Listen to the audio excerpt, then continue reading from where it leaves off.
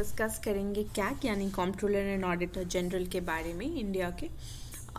Mains में question आ चुका है 2019 या 20 के अराउंड कैग के बारे में।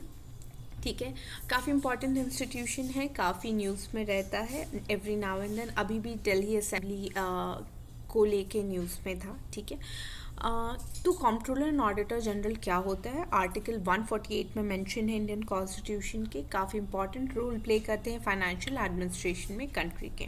ठीक है, गार्जियन होते हैं पब्लिक पर्स के, इंश्योर करते हैं कि अकाउंटेबिलिटी और ट्रांसपेरेंसी मेंटेन्ड है पब्लिक फंड्स के मैनेजमेंट में, सेंट्रल और स्टेट दोनों ही लेवल पे। ठीक है, आप कह सकते हैं कि जो भी कॉन्स्टिट्यूशन में मेंशन है पब्लिक फंड्स को लेके या फिर पार्लियामेंट्री लॉज में मेंशन है, उस फाइनेंशियल डिसिप्लिन को अपहोल्ड करने में कैग का काफ़ी बड़ा रोल होता है। ठीक है, आर्टिकल्स के बारे में देख लेते हैं। आर्टिकल्स क्या कहता है? आर्टिकल 148 डील करता है अपॉइंटमेंट से। तो अपॉइंटमेंट कैग का होता है प्रेसिडेंट के द्वारा।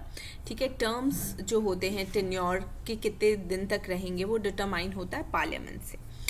कैग कोई भी फर्दर ऑफिस स्टेट या सेंट्रल गवर्नमेंट के अंडर नहीं होल्ड कर सकते। ठीक है, ये भी आर्टिकल 148 में मेंशन है। अगर इंडिपेंडेंस की बात करें तो सैलरी, अलाउंसेस और पेंशन्स ये सारे कंसोलिडेटेड फंड पे चार्ज होते हैं। ठीक है, अब आर्टिकल 149 में क्या मेंशन है, इनकी ड्यूटीज़ और पावर्स क्या क्या है, वो 149 में मेंशन है। ठीक है, 150 में फॉर्म्स ऑफ अकाउंट कि किस तरीके से आपको यूनियन का अकाउंट रखना है, किस तरीके से स्टेट का अकाउंट रखना है, ये सारा आर्टिकल 150 में मेंशन्ड है। ठीक है, और दो आर्टिकल्स हैं जो इम्पॉर्टेंट है। आर्टिकल 151 जो डील करता है सबमिशन ऑफ रिपोर्ट्स पे। तो जो कैग रिपोर्ट्स बनाते हैं, ठीक है, वो कैसे सबमिट होंगे, किसको सबमिट होंगे, वो आर्टिकल 151 में मेंशन है। तो रिपोर्ट्स जो हैं यूनियन अकाउंट्स के वो प्रेसिडेंट को सबमिट किए जाते हैं और फिर पार्लियामेंट में प्लेस होते हैं, और जो स्टेट के हैं वो गवर्नर को सबमिट किए जाते हैं और वो भी रिस्पेक्टिव स्टेट लेजिस्लेचर में प्रेजेंट किए जाते हैं। इसके अलावा आर्टिकल 279 है जो कि बात करता है सर्टिफिकेशन पे नेट प्रोसीड्स की।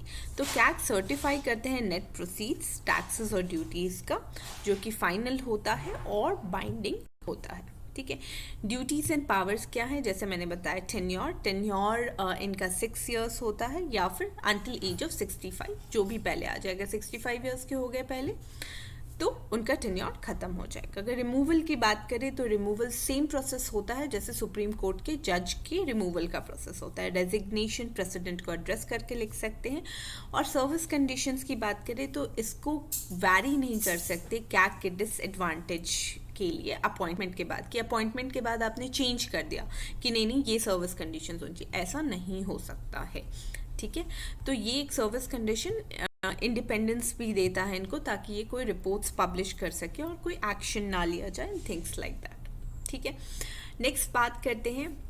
ये तो हो गया कैग के बारे में बेसिक। काफ़ी ज़्यादा डिटेल्स और भी हैं कि पब्लिक अकाउंट्स का कैसे होगा और कॉर्पोरेशंस का कैसे होगा। अगर आप चाहते हैं तो I can put that details in as well, but अभी we are just talking about CAG as a body क्या है और क्या फंक्शंस हैं।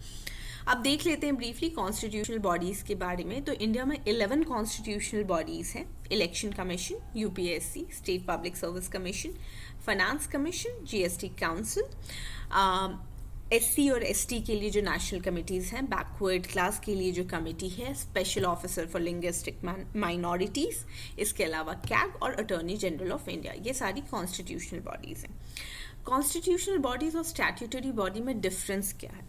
कॉन्स्टिट्यूशनल बॉडीज़ वो बॉडीज़ हैं जो कॉन्स्टिट्यूशन में मेंशन्ड हैं और इनकी पावर्स भी कॉन्स्टिट्यूशन से आती हैं, जबकि स्टैट्यूटरी बॉडीज़ जो लॉज पार्लियामेंट पास करती है, ठीक है, उससे बनती हैं, या जो स्टेट लेजिस्लेचर पास करती है। जैसे स्टेट लेजिस्लेचर ने बोला कि लोकपाल होना चाहिए, लोकपाल ओरिजिनली कॉन्स्टिट्यूशन में नहीं मेंशन था, तो Lokpal will become a statutory body. लेकिन कॉन्स्टिट्यूशनल बॉडी जैसे कैग और इलेक्शन कमीशन, ये जब कॉन्स्टिट्यूशन लिखा गया था तो ये बॉडीज़ उसमें मेंशन की गई थी, तो those are constitutional bodies. That's all, stay tuned. Thank